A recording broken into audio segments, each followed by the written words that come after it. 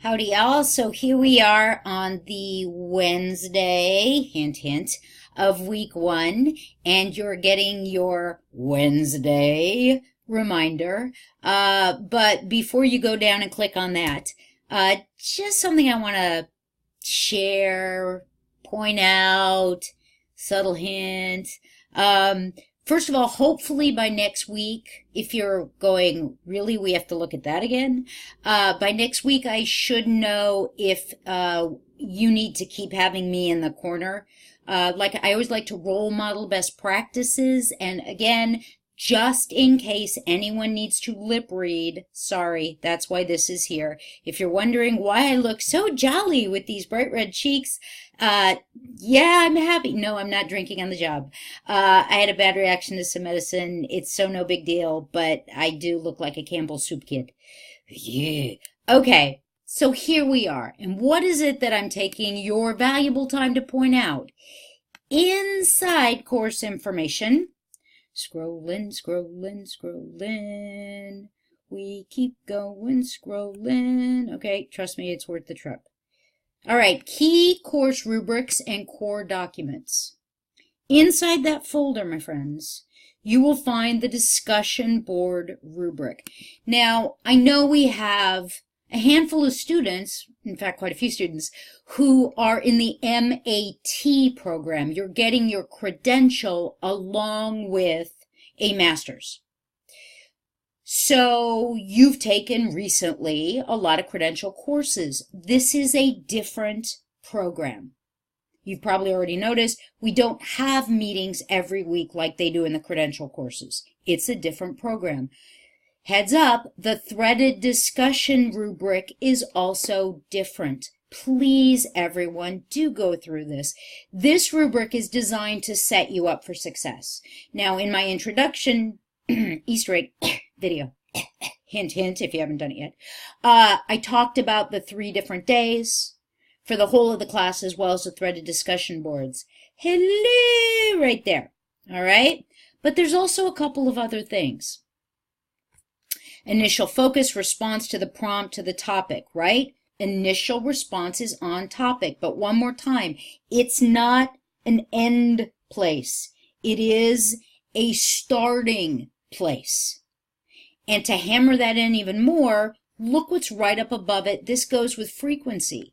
In the first post, the initial response, that's this guy, the student asks a question that demands critical thought beyond the basic content or material presented as a starting point for this first conversation. So yes, your initial response to the prompt has to be on topic, but your best bet here is to wrap it up. After you've gone through and you've responded to the prompt, you've really reflected, you've thought about it, you've shared your thoughts, before you hit post, stop yourself and go,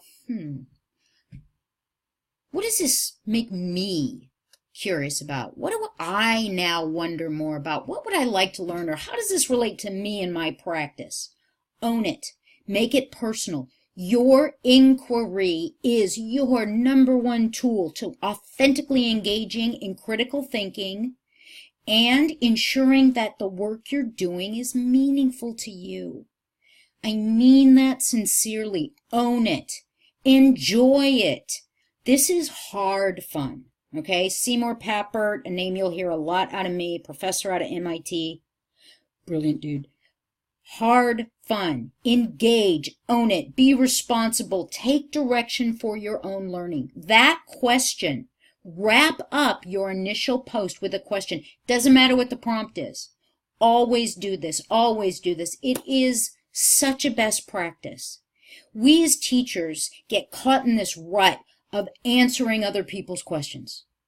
We forget to take the time to think about our own. So take that time. That is so important for you. You as an individual.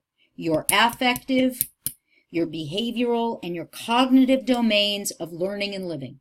Okay? Please don't forget that. All right. Moving down, then we see focusing on Quality of the posting, relevant facts. You're not just using the information presented to you, you're bringing in an outside resource. And I'm so open. A picture, a blog, a news story, an article, a video, something from Edutopia, something from OWL, something relevant that brings the real world into our conversations. We are teachers, we are educators. We don't work in a vacuum. We are part of the world around us. Our students, our learners are part of the real world around us.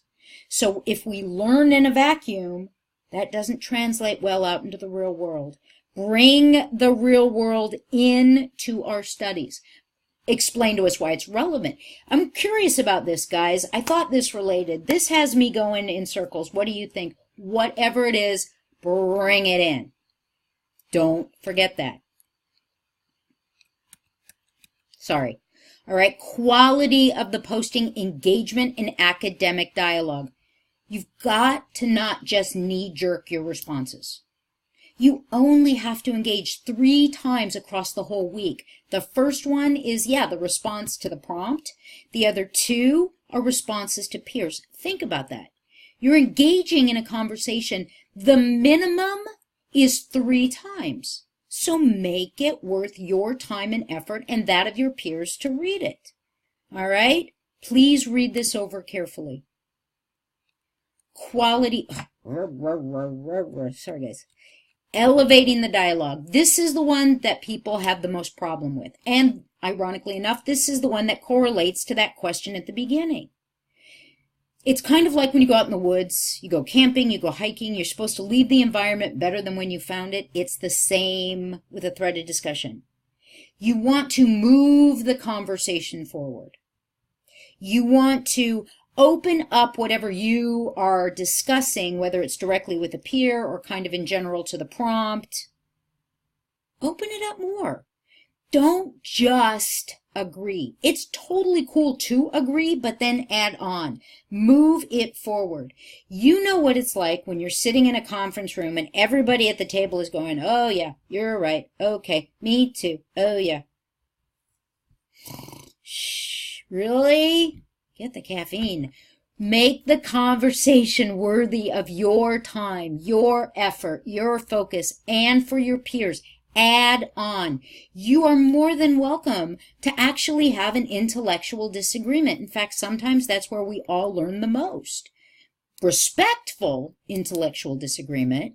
You don't think we have those as faculty? Jeepers creepers. There's a professor a bunch of you will probably get later. His name is Dr. William Hale, if you haven't already had him for another class. And people, when they're in a meeting with Bill and myself, they think we're either married or divorced because we are continually coming at stuff from different perspectives. But that's where we learn the most. Enjoy this work. I don't want you to be scared. All right? It's not about... This is not putting you on trial in these conversations. This is truly giving you the opportunity to engage and own your learning in a constructivist, we'll talk about that in our live meetings, constructivist fashion. Okay? So yes, be respectful, be professional, but again, we're all peers, whether you've been teaching for 5 minutes or 500 years. Dr. K, looking at you.